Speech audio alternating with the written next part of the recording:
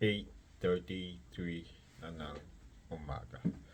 Napasok kasi ako, sinisipon pa ako ngayon. Ang ating topic ngayon is about sa plano, pagpatay ng bahay. First time po ito namin na mag-asawa na magpatay ng bahay. Dahil nga ako ay nasa abroad at siya naman ay nasa Pilipinas. So, nakatira pa rin siya sa parents niya. Pag umuwi ako, doon kami natutulog. So, siyempre, may mga kapatid siya doon din natutulog. So, medyo masigip na at may kubo-kubo doon. Pinatayo yun ng kapatid niya, and then kapatid niya pumunta sa Korea at inayos namin yun. Kaya kami na ngayon doon natutulog. Pero yun nga guys, papakita ko sa inyo yun. Ginawa kong sketch lang naman yun, pero yung linya pa zigzag, kaya ang pangit. Pero papakita natin yan for the next video. Kami ay nasa line of 30 na. Sa akin kasi 'di ba, karamihan o iba sa atin pagdating sa line of 30, ako kasi 33 na. So ang iba parang paano pa kaya ako makakapagpagawa ng bahay, medyo late na, 33 na ako.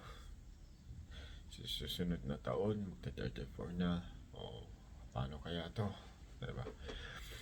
Sa ngayon kasi guys, para sa akin, hindi na basihan pagandahan ng bahay.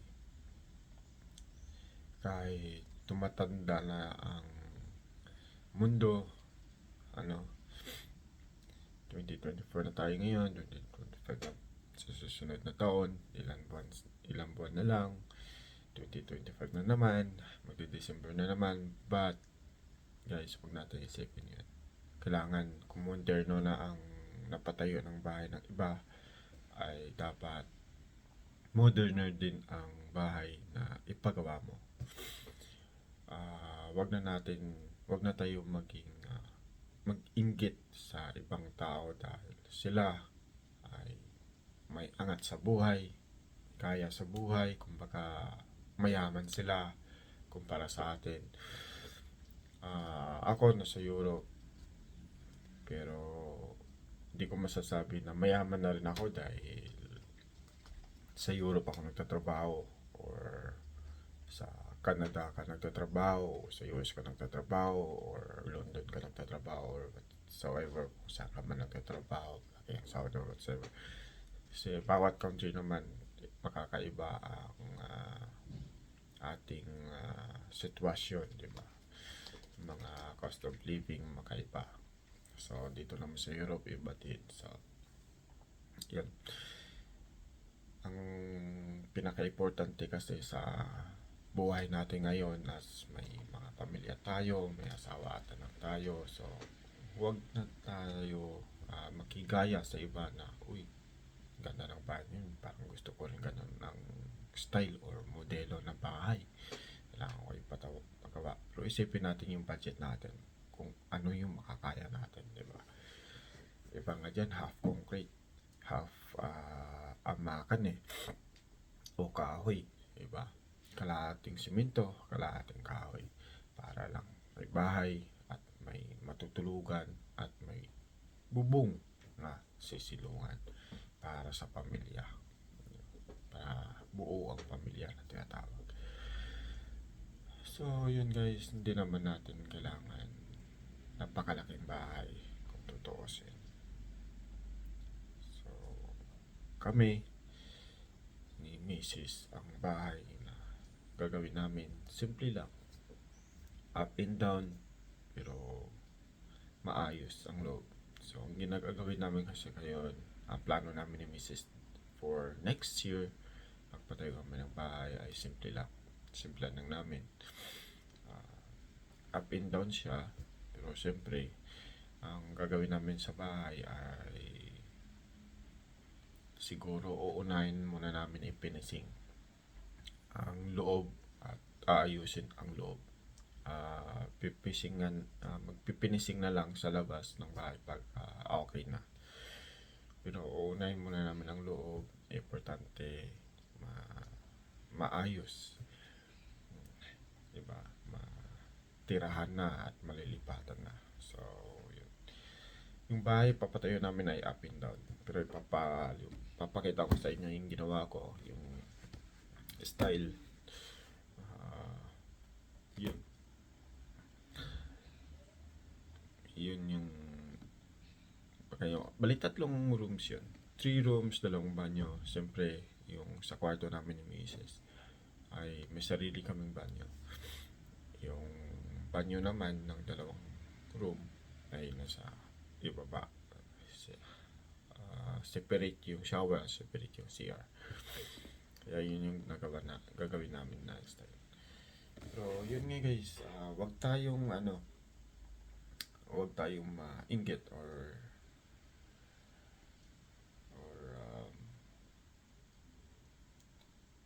gayahin ang bahay na pinatayo ng iba kasi bawat sitwasyon natin sa buhay ay makakaiba ho tayo. Diba? May mayaman, may kunting angat sa buhay, may iba na hindi talaga kaya. Hanggang half concrete, half kahoy lang.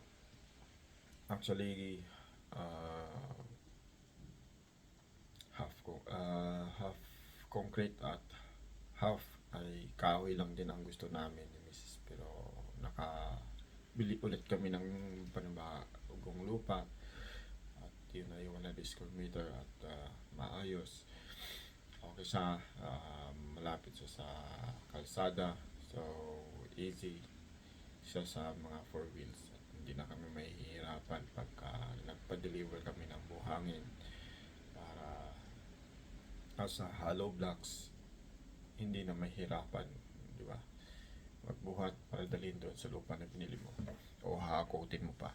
So yun lang guys, wag tayong masyadong mainggit kung ano mayroon sa iba. Ang importante isipin natin yung para sa atin, sa ating pamilya, at importante mayroon tayong bahay na sarili para mabukod na maging bukod na tayo sa ating pamilya at kasama natin ang asawa at mga anak natin sa loob sa isang bahay na pinatayo natin.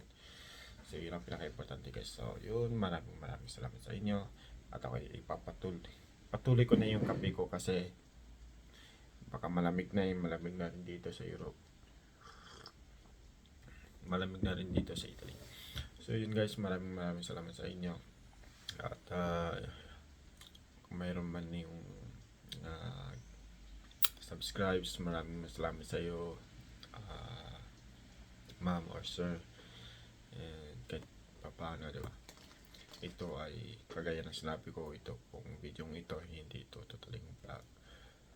Ito po ay isang ginagawa kong storage na mga video na ito ay sinishare lang din namin kung ano yung nangyayari sa buhay namin, kung saan kami nagsimula, kung anong taon kami nagsimula, ilang taon na kami nagsimula na magpatayo ng bahay. At continuous po natin ito, I hope na hanggang makabili din ako ng sarili kong bahay dito para makuha ko na rin yung misis ko dito sa Italy. So yun guys, maraming salamat. God bless po. Ingat po tayo mga OFW na nagtatrabaho by land or by ocean. So yun guys, thank you. God bless.